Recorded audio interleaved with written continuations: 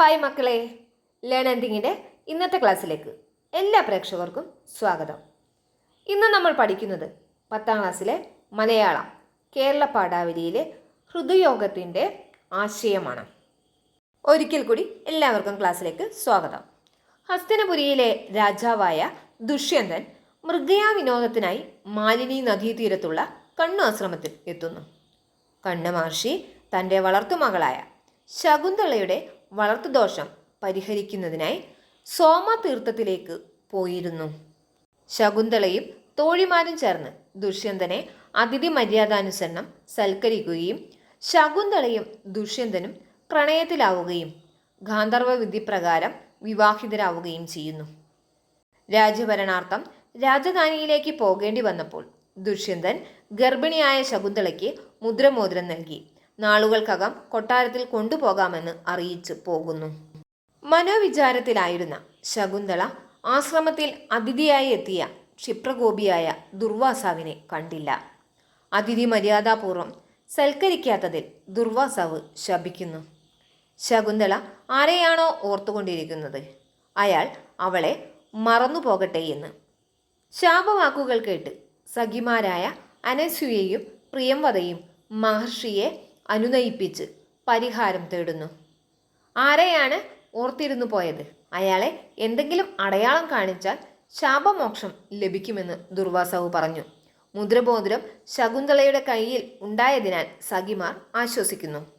ആശ്രമത്തിലെത്തിയ കണ്ണ് മഹർഷി ദിവ്യദൃഷ്ടി കൊണ്ട് കാര്യങ്ങൾ മനസ്സിലാക്കിയിട്ട് ഗർഭിണിയായ ശകുന്തളയെ ശിഷ്യന്മാരോടൊപ്പം കൊട്ടാരത്തിലേക്ക് യാത്രയാക്കുന്നു. യാത്രാമധ്യേ മുദ്രമോതിരം നഷ്ടപ്പെടുന്നു.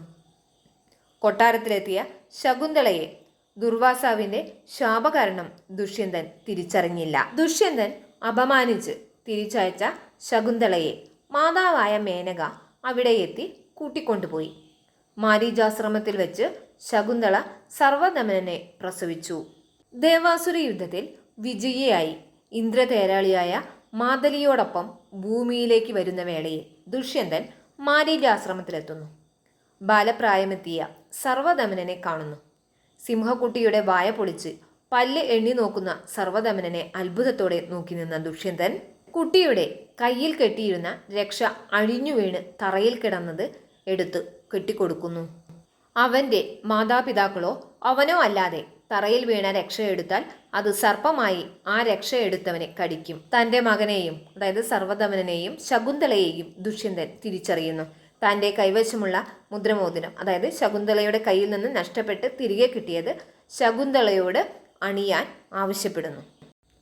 താൻ ചെയ്തുപോയ അരുതായ്മകളുടെ പേരിൽ പശ്ചാത്താപ പരവശനായ ദുഷ്യന്തൻ മാപ്പ് ചോദിക്കുന്നു. ദേവപിതാക്കളായ അതിഥിയുടെയും മാരീചൻ്റെയും അനുഗ്രഹത്തോടെ ദുഷ്യന്തൻ ശകുന്തളയെ സന്തോഷപൂർവ്വം സ്വീകരിക്കുന്നു. ഇത്രയുമാണ് ഈ കഥയിലുള്ളത്. എല്ലാവർക്കും ഇതെല്ലാം മനസ്സിലായിട്ടുണ്ടാവുമെന്ന് കരുതുന്നു. നിങ്ങളുടെ വിലയേറിയ അഭിപ്രായങ്ങളും നിർദ്ദേശങ്ങളുമെല്ലാം എന്നെ അറിയിക്കുക. കൂടുതൽ മലയാളം ക്ലാസ്സുകൾക്കായി ഈ ചാനൽ സബ്സ്ക്രൈബ് ചെയ്യുക. കൂടാതെ ബെൽ ബട്ടൺ അമർത്തുക. ഈ വീഡിയോ ഇഷ്ടപ്പെട്ടെങ്കിൽ ലൈക്ക് ചെയ്യുക, ഷെയർ ചെയ്യുക, സബ്സ്ക്രൈബ് ചെയ്യുക. ഓക്കെ.